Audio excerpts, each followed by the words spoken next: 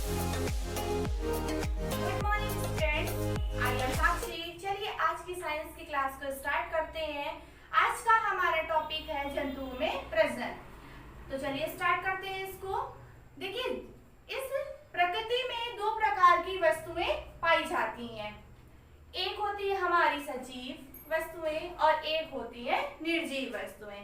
सजीव वस्तुएं क्या होती हैं? ऐसी वस्तुएं जो सांस लेती हैं उन्हें हम लोग सजीव वस्तुएं कहते हैं, यानी कि जो श्वसन क्रिया करती हैं। और निर्जीव वस्तुएं क्या होती हैं? जो श्वसन क्रिया नहीं करती हैं उनको हम निर्जीव वस्तुएं कहते हैं। जो प्रजनन होता है ये हमारा सजीव वस्तुओं में ही होता है। देखिए, सभी सजीव जन्म लेते हैं, उनका पालन पोषण होता है, वृद्धि होती। जो एक पौधा होता है वो भी एक बीज से उत्पन्न होता है। इस प्रकार जो ये जीव होते हैं और जो पौधे होते हैं ये अपने समान एक नया जीव उत्पन्न कर लेते हैं। इसलिए हम लोग कह सकते हैं कि वह प्रक्रिया जिसमें कि एक जीव अपने समान नया जीव उत्पन्न करता है उसे हम लोग प्रजनन कहते हैं।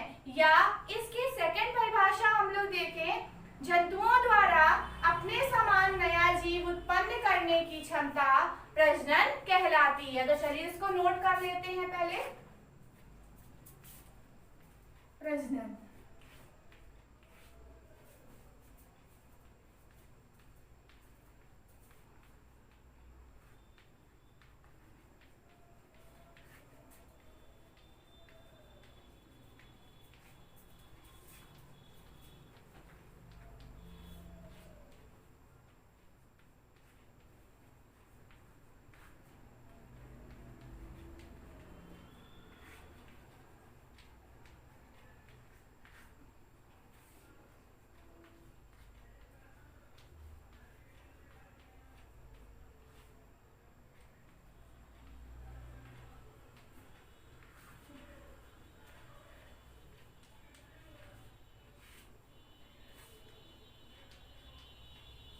प्रजनन कहलाती है।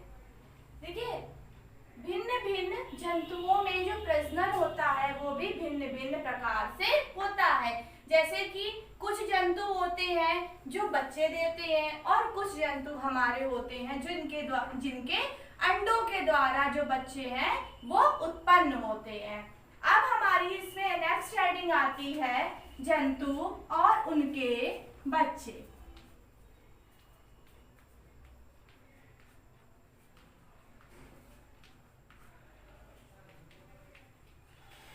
जंतु और उनके बच्चे, इसमें हमारी फर्स्ट हेडिंग हम लोग क्या पढ़ेंगे? स्तनधारी जंतु।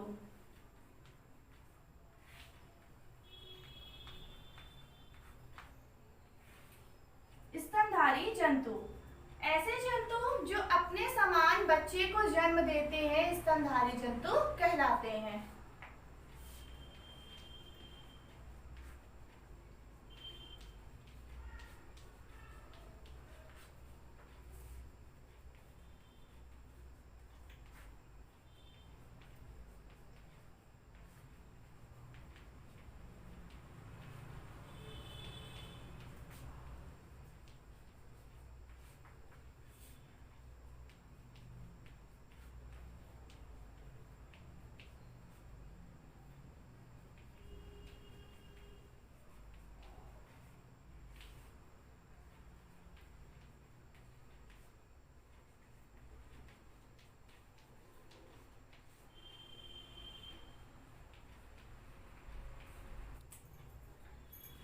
इसकी सेकंड परिभाषा हम लोग देखते हैं। सेकंड परिभाषा इसकी क्या होगी कि पूर्ण विकसित जंतुओं को जन्म देने वाले जो जंतु होते हैं उन्हें हम लोग स्तनधारी जंतु कहते हैं। यानी कि जो हमारे ऐसे जंतु होते हैं कि जब वो किसी नए प्राणी को जन्म देते हैं तो वो क्या होता है, पूरी तरह से उसका विकास हो चुका होता है, उसे हम लोग स्तनधारी जंतु कहते हैं।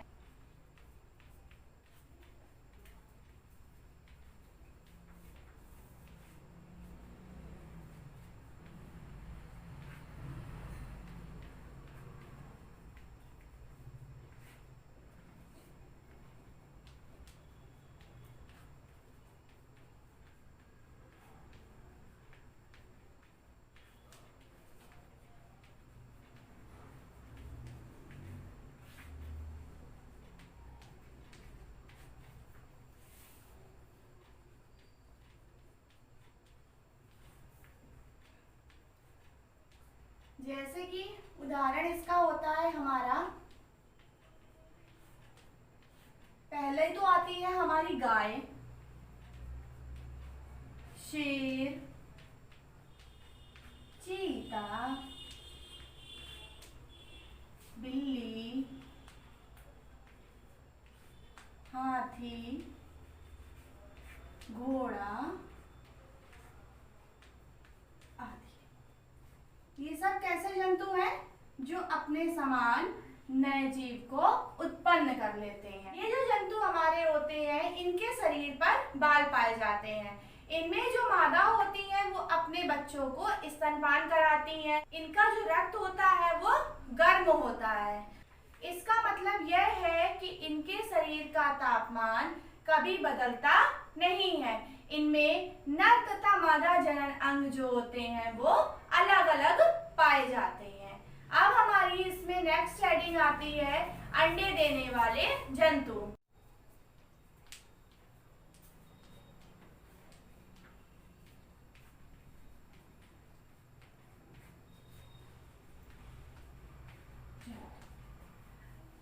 अंडे देने वाले जंतु हमारे कौन कौन से होते हैं?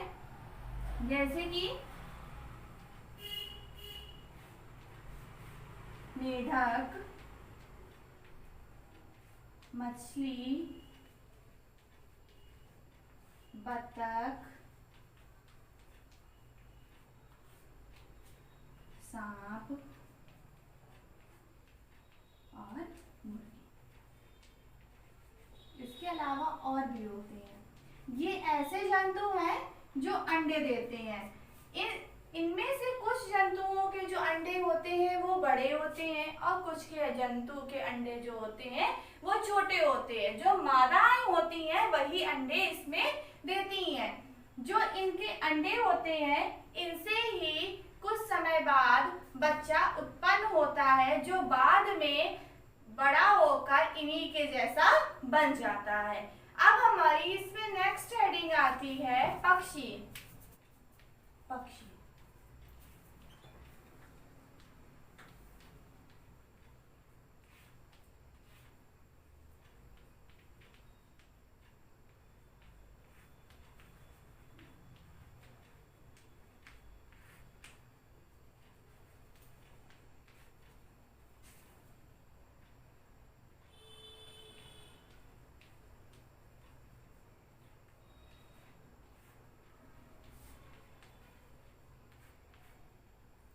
ये जो पक्षी है जैसे कि हमारा कौवा, कोयल, चील, शुतुरमुर्ग आदि पक्षी इस तरह के होते हैं जो कि अंडे देते हैं।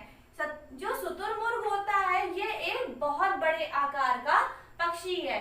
इसका अंडा सबसे बड़े आकार का होता है। अगर इसमें कभी क्वेश्चन आए कि सबसे बड़े आकार का अंडा किस पक्षी का होता है तो उसका आंसर क्या होता है? शुतुरमुर्ग होता है। तो इसमें मेन पॉइंट आपका ये बन जाएगा कि शुतुरमुर्ग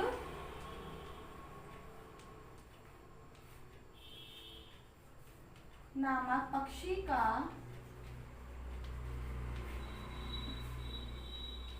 अंडा सबसे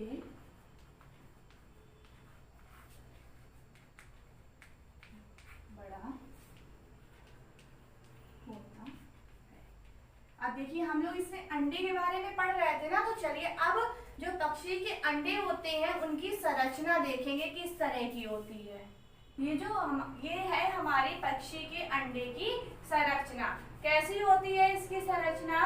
ये देख सकते हैं आप, ये हमारा अंडा है जिसके कि अंदर क्या है? भ्रूण है। तो चलिए इसके जानते हैं क्या होता है। जो अंडे का बाहरी कवच होता है यह बहुत कठोर होता है।